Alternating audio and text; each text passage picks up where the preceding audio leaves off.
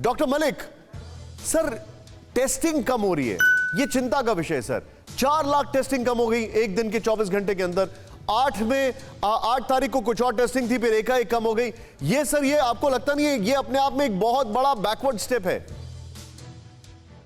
देखिए, टेस्टिंग तो हमारे को बढ़ानी चाहिए कम करने की जगह, और टेस्टिंग कम करने के 2 नुकसान हो सकते हैं। एक तो हम कहीं ना कहीं पेशेंट्स की आइसोलेशन ट्रेसिंग में थोड़ा बहुत फर्क पड़ता है, और मेन फर्क ये पड़ता है हमारे आंकड़ों पे रिफ्लेक्ट हो जाता है। अगर टेस्टिंग कम होगी तो नंबर ऑफ केसेस कम होंगे, तो लोग सोचेंगे चलो जी अब तो जो कोरोना है वो जा रहा है, और वो जो है अपनी सोशल और कोविड अप्रोप्रिएट बिहेवियर को थोड़ा कम कर देंगे। तो हमारे को आंकड़े सही निकालने बड़े जरूरी हैं कि टेस्टिंग भी बल्कि लगातार हमारे को बढ़ानी चाहिए। अब आप इमेजिन कीजिए, अगर दिल्ली की भी बात करते हैं, 70-80 हजार को हम टेस्ट करते हैं और 18-20-25 हजार का हम आंकड़ा दे देते हैं।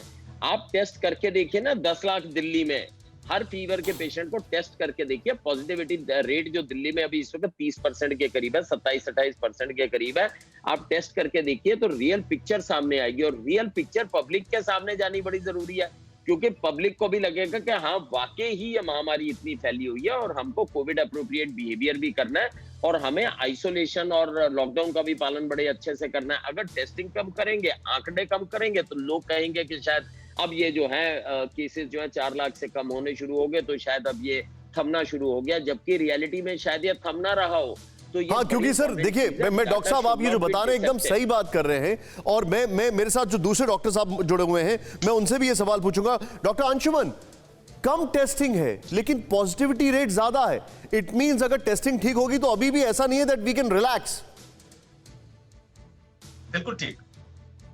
भारत के इतिहास में 1.25 साल का कोरोना का जो इतिहास है, उसमें आप देखेंगे जब जब संक्रमण दर बढ़ी है, अफसोस बस टेस्टिंग कम कर दी गई है। और ये ऑफ रिकॉर्ड सारे डॉक्टरों को पता है, सारे एडमिनिस्ट्रेशन के लोगों को पता है, होता है।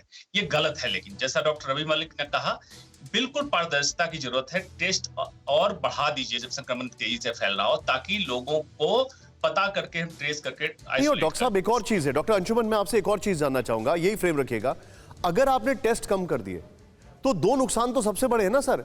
एसिम्प्टोमेटिक लोग जो हैं उनके बारे में पता ही नहीं लगेगा, वो क्राउड में मिलेंगे, इधर उधर जाएंगे।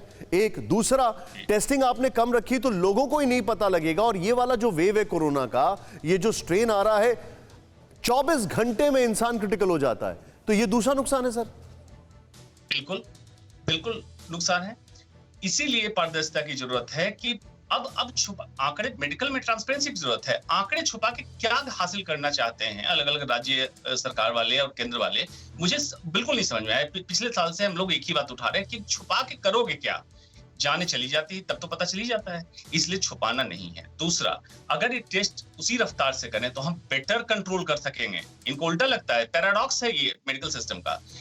और तीसरी बात कि आने वाले 15-20 दिनों बाद ये पीक अपने आप से डाउन होने लगेगा।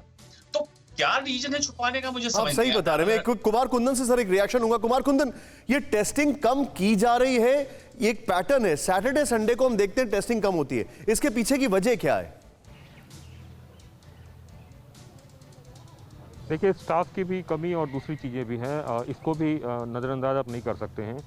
हर बार सैटरडे संडे की यही कहानी होती है, लेकिन उसके बाद फिर मंडे ट्यूसडे वेडनेसडे आते आते तक फिर टेस्टिंग कैपेसिटी बढ़ जाती है, और जो आंकड़ा है वो सबसे ज़्यादा आ जाता है। आपने देखा होगा पिछले गुरुवार से शुक्रवार के बीच में 4 लाख से ऊपर मामले आए, और वो सारी चीज़ें भी हमने को देखने को मिली।